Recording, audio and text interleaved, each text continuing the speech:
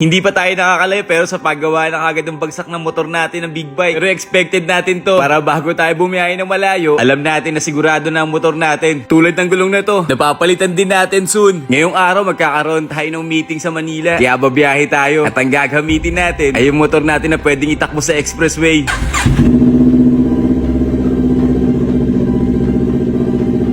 Kahit si Dodi gusto na rin bumili ng sarili niyang big bike. At syempre mapag-iipunan yan. Nakakatuwa din dahil nangyayari na yung pinangarap natin na mapapabilis na yung magiging biyahe natin mula sa Bulacan papuntang Metro Manila. Ma-access na natin ang expressway. Ang sarap sa pakiramdam mga roads na dati pinapangarap lang natin to. Base kay Google Maps, kapag si Dagulo Sinalo ang ginamit natin, 2 oras sa magiging biyahe. Pero dahil nga sa big bike yung gamit natin ngayon, napapangalanan muna nating Soity, ay magkakaroon lang tayo ng 1 oras sa biyahe na sobrang laking tulong para sa atin dahil napakahalaga ng oras. Yun nga lang, maglalaan talaga tayo ng extra budget dahil dapat natin i-consider yung mga toll fees na madadaanan natin. Sama na natin yung fuel consumption. Pero para sa akin, oras pa rin ang mahalaga. Hanggang sa pagdating natin dito sa Makati, medyo traffic na at nakarating tayo ng meet-up point kung saan i-meet natin yung mga kasama natin sa meeting. Naghintay na lang tayo ng mga ilang minuto dahil mas okay na yun. Sinasanay na natin yung sarili na dapat hindi tayo nalilate, na mas okay na tayo ang maghintay. Hanggang sa matapos na isang lakad natin at yung problema ng motor natin na si Soity, itong big bike, ay yung suspension niya sa harapan. Kaya dumiretso kagad tayo sa RRJR dito sa Mandaluyong para isahang biyahe na lang tayo. Pagpasok sa atin, tinuro sa atin ni Boss Brian yung suspension. Makaligo to. Kasama din pala natin si Miko na tinetesting yung suspension sa harapan na talagang tumutukod na. Isa daw to sa mga issue ng Ninja. Napakabilis bumigay ng suspension. Di rin nagtagal, umalis din si Miko dahil may trabaho pa. Medyo marami din nagpapagawa ngayong araw, kaya tamang pila muna tayo. At nung nabakante na si Boss Brian, umpisahan na ipapagawa natin. At expected natin tong mga roads na tayo ang magpapagawa ng mga problema. Mas okay na sa akin yun para masabi natin na talagang ready na tong motor natin. Just in case na magkaroon ng maraming biyahe o mahabang lakad, para kahit papano alam natin kung ano yung mga napagawa na. Unang ginawa ni Boss Brian, binaklas muna yung mga kaha. Isang buo pala to pag ginagawa para makita din namin kung may mga leak o yung mga tagas. Unang napansin niya yung gulong na 2012 pa ang production date. Hindi ko alam kung mali ba to o tama. Pero sa kabilang gulong naman, 2021, na halos same brand lang naman to. Pero pag silip natin sa kabilang side, dito pala natin makikita, medyo na-prank kami doon. Hindi pala talaga to luma. At unti-unting binabaklas niya na yung suspension.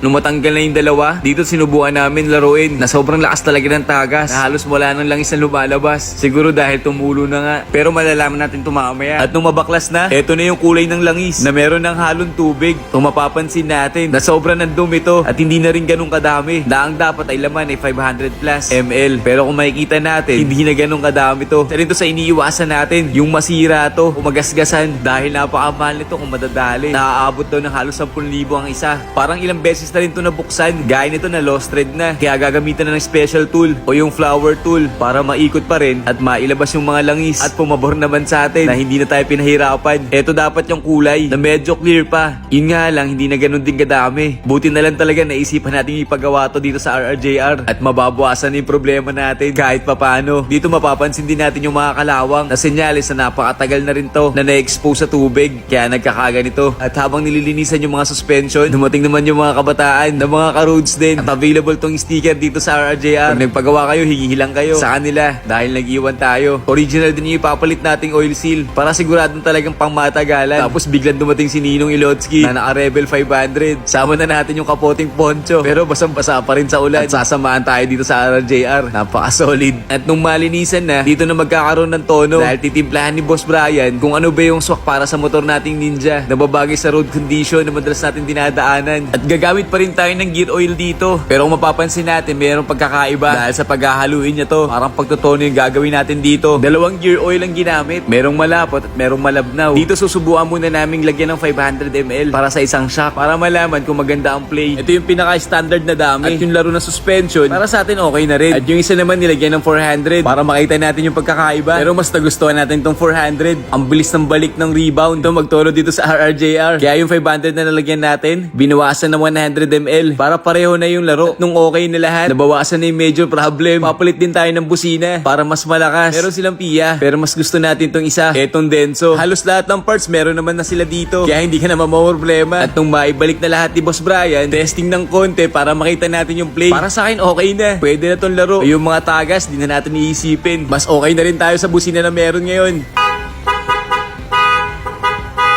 Syempre sinabay na rin natin yung coolant dahil hindi natin alam kung gaano katagal na to. Kaya pina-flashing na rin natin para sigurado at hindi tayo maabutan ng overheat. Dito iniisip namin kung ano pa pwedeng ipagawa. Sa totoo lang, marami talaga mga roads. Marami tayong plano na pwedeng mabago dito kay Soiti. Unti-untiin lang natin. Shoutout din kay Roads na nakasabay natin nagpapagawa dito. At nung mailagay na yung coolant, ito na yung huling ipapagawa natin. Dahil sa magpapa-change oil sana tayo, pero wala akong nabiling oil filter. Kaya ang plano natin ngayon, tayo na lang ang gagawa. Kukuha na lang tayo ng Gulf oil para masubukan din to. Dahil marami tayong mga kaibigan na sumubok na nitong Gulf oil. Dito ako nagulat mga roads. Dahil nung una, akala ko napakamahal nito. Pero hindi pala. Sobrang affordable. Sa gaya nating mga nagtitipid, meron daw magandang performance para sa motor natin. At masusubukan natin yan. Pero ngayon, babahunin muna natin pa uwi. Meron pa palang habol. Pina-engine wash muna natin tong motor para magmukhang bagong second hand. Total, tanggal na rin yung mga kaha. Dahil pwede natin ipa-engine wash yung motor natin dito sa RRJR. Kaya isinabay na rin natin para mabasbuhasan yung mga dumi na meron dito. Para mas lalo natin maramdaman na tayo yung pinaka-first owner. Na tayo na mag-aalaga dito sa motor at magpapaganda. Sa susunod na makikita natin, mas makikilala nyo siya mga roads. Nakaka-excite. At nung matapos na, sa wakas mauuwi na rin natin siya. Dahil ikakabit na lang tong kaha. Pagkatapos nun, okay na. All set na tayo. Na kahit gabihin tayo dito sa RRJR, sulit naman yung dayo natin. At nagpaalam na rin tayo sa mga boss natin na sila ang madalas yung makakaharap dito o makakausap. Ang next na iisipin natin ngayon yung gulong. Napapalitan natin ng quick tire to para mas kampante tayo sa biyahe. Mga roads, ride safe, keep safe. Yun ang pinaka-importante. See you sa next video. Sulit ang biyahe natin ngayon. Alrighty!